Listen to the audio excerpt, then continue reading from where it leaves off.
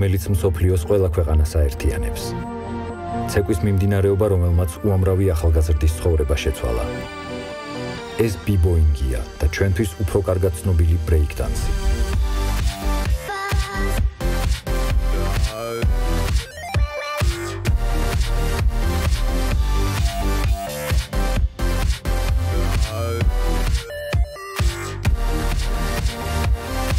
ცეკვა ამერიკის შეერთებულ შტატებში, პუერტო-რიკოელ და ფერადკანიან ახალგაზრდებს შორის 70-იან წლებში გავრცელდა.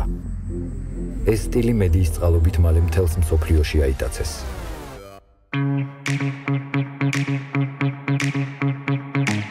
ბრეიქდანს როგორც წესი ჰიპ-ჰოპზე, ფანკზე და ბრეიქბითებზე ცეკვავდნენ.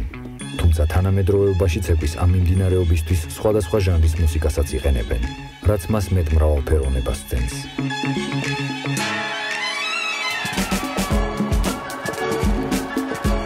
ჯეიმს ბრაუნმა ფეხების სპეციფიური მოძრაობებითა და შესაბამისი მუსიკის სტილით უდიდესი გავლენა მოახდინა ბრეიქდანსის განვითარებაზე. მეტიც, ბიბოები დღესაც ცეკვავენ მის მუსიკაზე.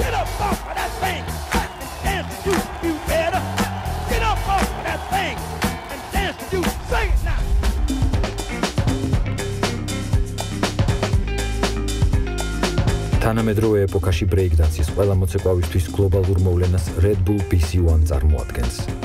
ეს არის გრანდიოზული შეჯიბრი, სადაც ჰიპ-ჰოპის კომბინირებული ცეკვა, მუსიკა და პლასტიკა ერთიანდება. Red Bull BC1-ის ისტორია 2004 წელს შვეიცარიაში დაიწყო. მას შემდეგ ის სხვადასხვა ქვეყნებში იმართება. წელს Red Bull BC1 World 2014-ს პარიზი მასპინძლობს. ჯიდიპედია სიყვარულის დედაქალაქშია. დღეს პარიზის მყუდროებას ყველაზე გრანდიოზული და მასშტაბური შოუს Red Bull BC1 World-ის მონაწილეები დაარღვევენ.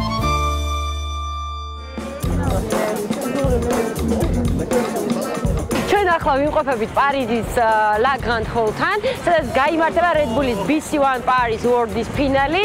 უკვე შენობასთან ძალიან ბევრი ადამიანი იკრიბება და ყველა ელის არაჩვეულებრივ სანახაობას. მე უკვე შემიძლიათ გაჩვენოთ ის ადამიანები და განახოთ, რომელიც უკვე საკუთარ რიგს იკავებენ და რომლებიც ემზადებიან ყველაზე მაგარი high class-ის შოუს სანახავად. არავისთვის საიდუმლოს არ წარმოადგენს, რომ ყველაზე ნოვატორული ცეკვის სტილს მხოლოდ და მხოლოდ Red Bull BC1-ის შეჯიბრზე ნახავთ. ჩვენ უკვე შემოვედით La Grande Hall-ში, სადაც 5 წუთზე დაიწყება შოუ. ჩვენს მაყურებელს შევახსენებთ წესს ვეთქვი, რომ ეს იქნება ოლიმპიური სისტემით და სცენაზე ეს იმას ნიშნავს, რომ სცენაზე ერთ-ერთზე დაეტაკება ორი ბიბოის მოცეკვავე და მე ვეთქვი აუცილებლად ჯიდიპედიის მაყურებელს, რომ ძალიან კარგად და კომფორტულად მოკალათ სავარგლებთან, რადგან ელოდებათ არაჩვეულებრივი სანახაობა. მსოფლიო Red Bull BC1-ზე მსაჯები ბიბოებს არტისტული უნარის, ქორეოგრაფიისა და ინოვაციური მოძრაობების მიხედვით აფასებენ.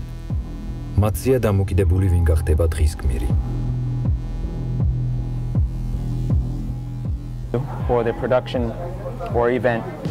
ძირითადად სხვა ივენთები გაწერილი გეგმის მიხედვით ტარდება. ამ კონკურსში ეს ასე არ არის. მე მაგალითად არ მაქვს კონკრეტული კრიტერიუმები, რის მიხედვითაც მონაწილეებს ვაფასებ. ამ ცეკვის შემხედვარი არ ვამახვილებ ყურადღებას აუცილებლად შესასრულებელ ბილეთებზე. რადგან Red Bull BC1 World-ზე არასდროს იცი რაც ნახავ. ამიტომ ჩემი შეფასება სრულიად თავისუფალია. ერთი შეხედვით ყველას აქვს ნიჭი, მაგრამ ის, რასაც მე ვეძებ, არის ადამიანი, რომელსაც აქვს мотивация იყოს უფრო ძლიერი, უფრო სწრაფი და გაიმარჯვოს.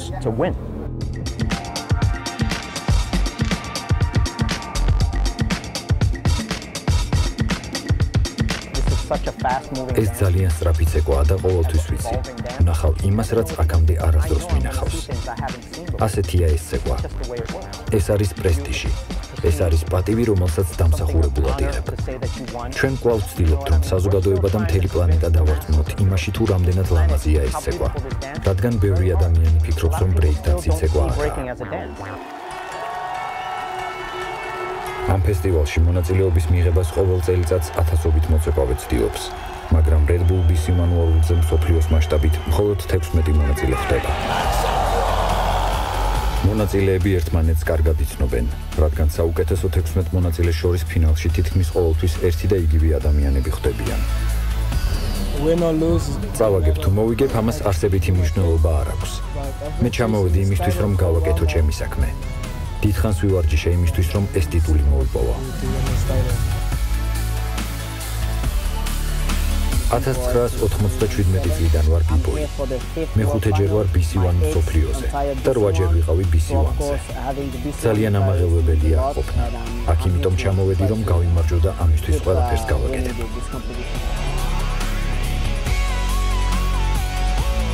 16-ვე მოცეკვავეს განსხვავებული და ინდივიდუალური სტილი აქვს. ბიბოის არც ერთი შემსრულებელი არ იმეორებს ერთმანეთის ილეთებს, რაც ჟიურის გადაწყვეტილების მიღებას კიდევ უფრო ურთულებს.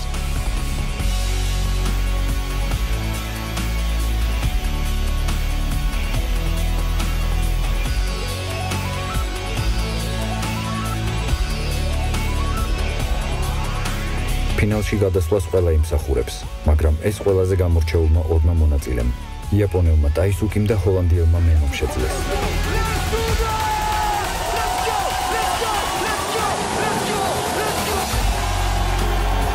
სწორედ ამ ორმა ადამიანმა თავისი განსაკუთრებული, ენერგიული და სწრაფი მოძრაობებით შეძლო Red Bull BC1 World-ზე 14 უძლიერესი მოცეკვავის გაგდება.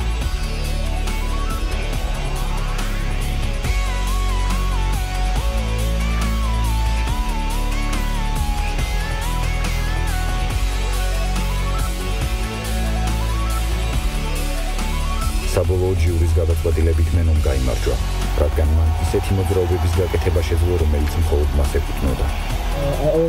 ამ შეჯიბრზე და ჩემპიონატზე მე ჩემი ადგილი დავმკვიდრე და გავიორმაგე ჩემი ჯილდოების რაოდენობა. 1 წლის შემდეგ მე ისევ დავბრუნდები Red Bull BC1 World-ზე და ჩემი ტიტულის შენარჩუნება შევეცდები. ნემო სწორედ ის ადამიანია, რომელმაც დღევანდელი ფინალის ჩათვლით მოუგო მსოფლიოს 50 ქვეყნის წარმომადგენელს და რეალურად 1500 მოცეკვავეს სანამ გაიმარჯვებდა. დღევანდელი საღამოს დასრულდა, მე დარწმუნებული ვარ, რომ GTPD-ს მაყურებელი ძალიან ნასიამოვნები დარჩა და უფრო მეტად ის ადამიანები ალბათ, რომელთაც უყვართ ცეკვა, კარგი მუსიკის მოსმენა, ძალიან დიდი ადრენალინი იგრძნობოდათ, არა მარტო სცენაზე. ადამიანები ვინც ამას ესწრებოდნენ, ეს იყო რაღაცა გენიალური სანახავი ყველაფერი და არ ვიცი, იცი როგორ ხასიათზე ვარ? იუჰუ!